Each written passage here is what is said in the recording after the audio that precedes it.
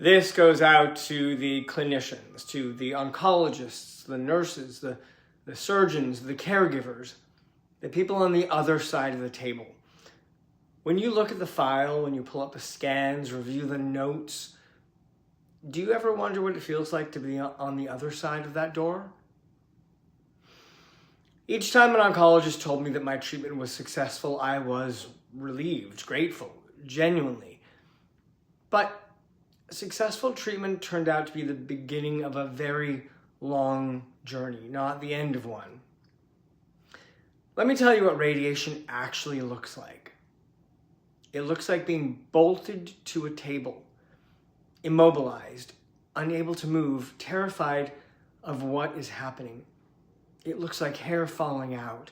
It looks like blisters on my neck and my upper chest. It looks like swallowing becoming nearly impossible.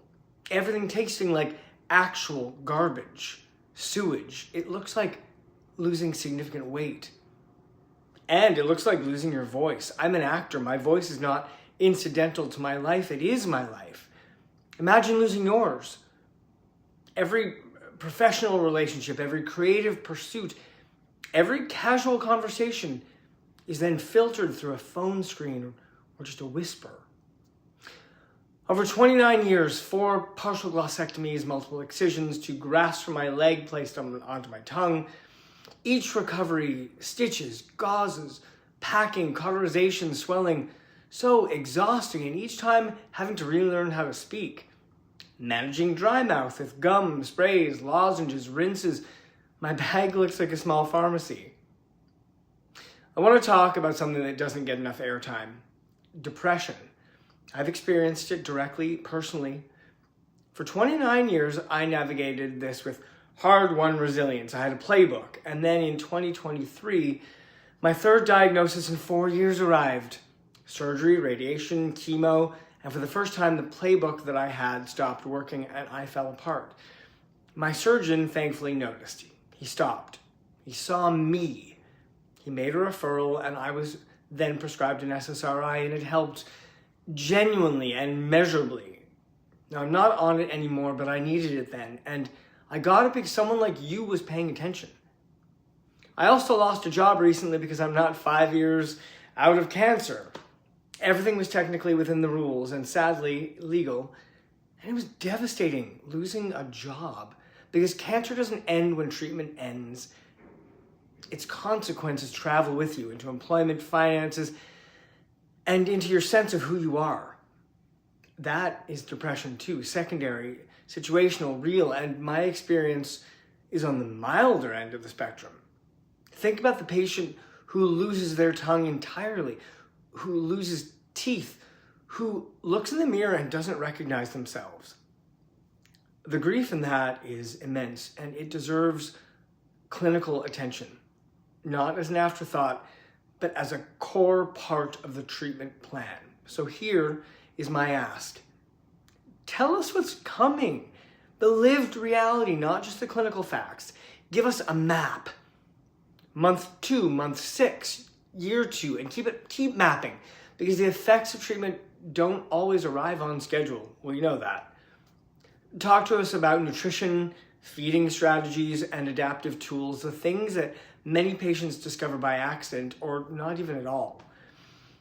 Talk to us about our teeth before treatment begins, not after. That conversation needs to happen early. Refer us early and often. Physiotherapy, swallowing therapy, speech therapy, lymphatic massage, nutrition, financial navigation, return to work support. And caregivers, don't forget the people behind the patient. They deserve referrals and resources of their own.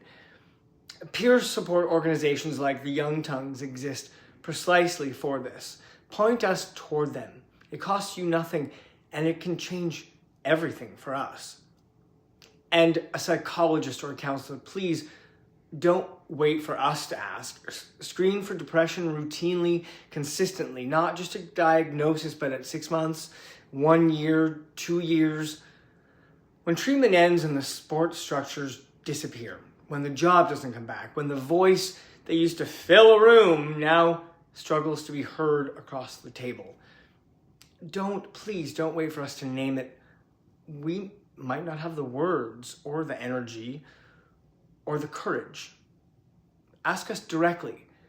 And when we answer honestly, be ready to act. And please talk to us about late effects, not once in passing during a busy appointment, consistently over years. I was told about osteonecrosis, bone damage caused by radiation, I know, at some point during my treatment. I'm sure I was. But I was in survival mode. I didn't absorb that. Now at 2 years out, I've requested an x-ray in Toronto. Now that x-ray isn't typically covered by insurance until the 3-year post-treatment. I pushed for it anyway, and it found something, early stage osteonecrosis. I'm so glad that I pushed, because it then took 6 months to get an appointment at the late stage effects clinic. 6 months. If I had waited the standard timeline, if I hadn't advocated for myself, I would have lost almost a year.